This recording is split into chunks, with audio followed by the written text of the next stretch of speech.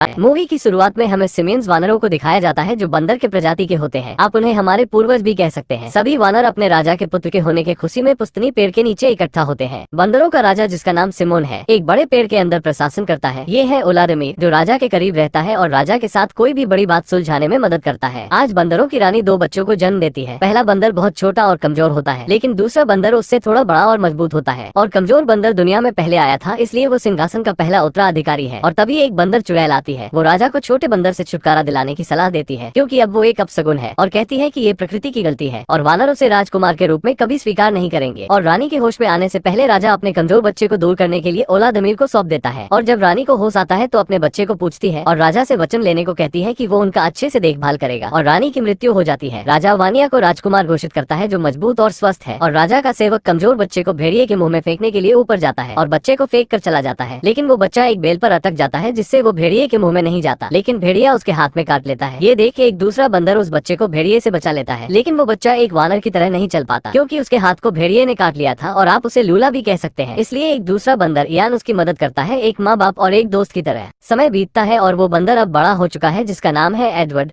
लेकिन वो अभी भी इयान की पीठ पर सवारी करता है, क्योंकि अभी भी उसका एक हाथ काम नहीं करता, और वो दोनों ऐसे रहते हैं जैसे एक दोस्त हो। इयान को बोलने में थोड़ी समस्या है, इसलिए वो ठीक से बात नहीं कर सकता। एडवर्ड देखता है कि एक चूहा उसका खाना चुरा रहा है।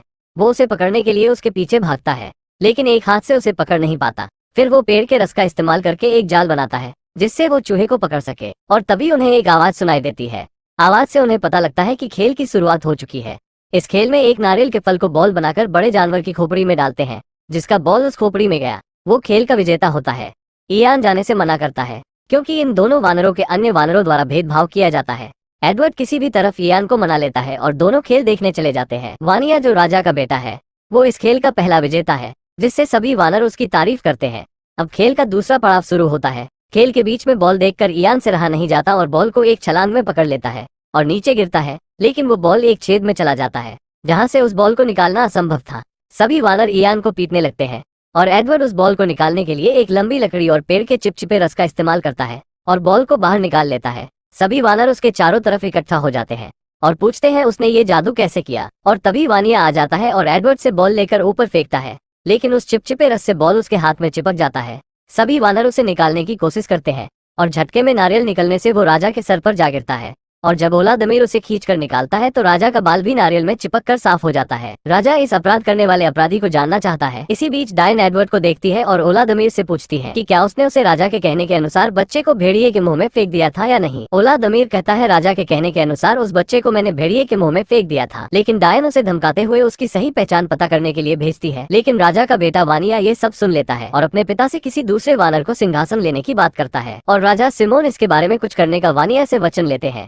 एडवर्ड और इयान कुछ बातें कर ही रहे होते हैं कि राजा के कहने के अनुसार 2 बंदर एडवर्ड के पास आते हैं और कहते हैं राजा ने आपको बुलाया है। वहां पहुंचने के बाद पता चलता है राजा की उपस्थिति में एडवर्ड को जादू करने के अभ्यास में आरोप लगाया जाता है। एडवर्ड उन्हें समझाता है कि ये कोई जादू नहीं है, बल्कि कुछ तरकीबें हैं जो उसने खोजा है। और एडवर्ड उस गलती का समाधान देने के लिए एक पत्तों का ताज बनाता है, जिससे राजा सिमोन का टकला भी ढक जाता है और सिमोन को राजा होने का पहचान भी मिल जाता है। फिर पत्तों में साफ पानी इकट्ठा करके आईना बनाता है। राजा पहली बार अपना चेहरा देखकर बहुत खुश होता है। उसके बाद वो राजा के लिए एक झूला बनाता है और वो कुछ बातें कर ही रहे होते हैं कि कुछ कीड़ों उन पर हमला कर देते हैं।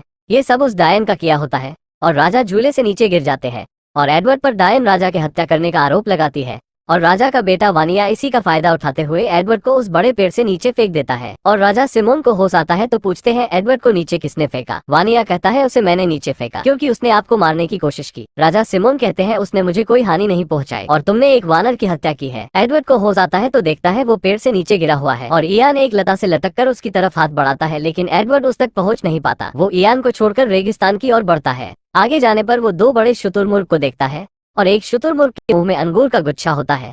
एडवर्ड उसे पकड़ने के लिए 2 पैरों पर खड़े होने की कोशिश करता है और इस तरह वो 2 पैरों पर खड़ा होना सीख जाता है। और तभी वहाँ भेड़ियों का एक झुंड उनके पास दौड़ते हुए दिखाई देता है और इन तीनों को भी भागना पड़ता है। पहली बार एडवर्ड भागता है, वो भी उल्टा, लेकिन शुतुरमुर्ग को सीधा भागता देख वो भी सीधा भागने लगता है। एडवर्ड ये देखकर काफी खुश होता है कि अब वो तेजी से आगे बढ़ सकता है। अब उसका एक हाथ उसके लिए बाधा नहीं बनेगा।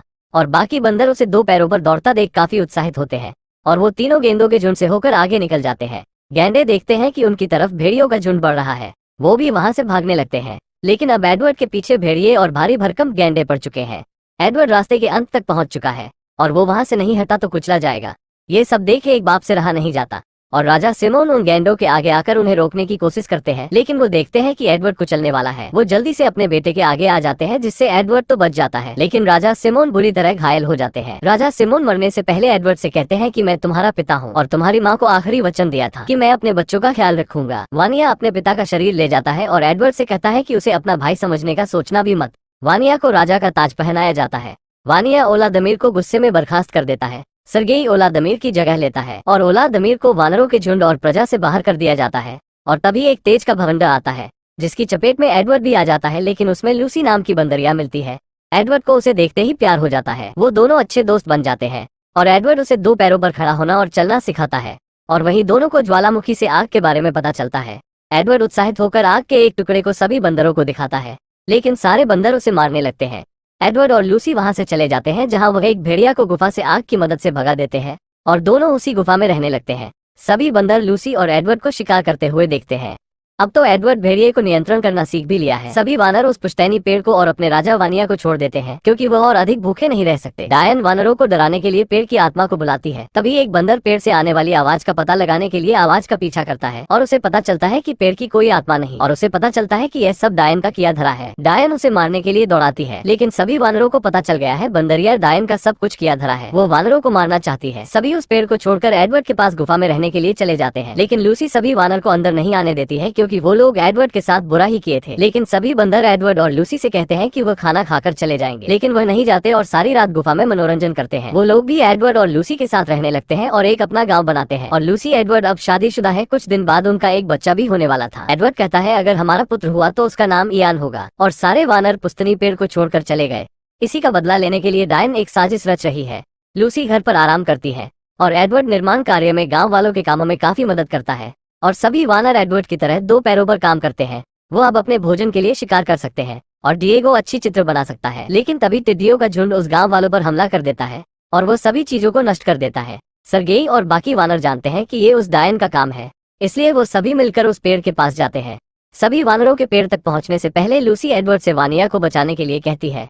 एडवर्ड पेड़ के नीचे जाकर वानिया को आवाज लगाता है, लेकिन उसे कोई जवाब नहीं मिलता। सभी वानरों के पहुंचने के बाद वानिया बाहर निकलता है। सभी वानर उसे कहते हैं कि अगर वो पेड़ को उनके हवाले कर देता है तो उसे जाने देंगे, लेकिन उल्टा वानिया वानरों से वादा करता है वो उन्हें जीवित छोड़ देगा अगर वो यहाँ से चले जाते हैं तो। गिजेला वानिया का बचाव करने की कोशिश करती है, जो वानिया की पत्नी है, और सर्गेई वानिया पर हमला करने की अनुमति देता है।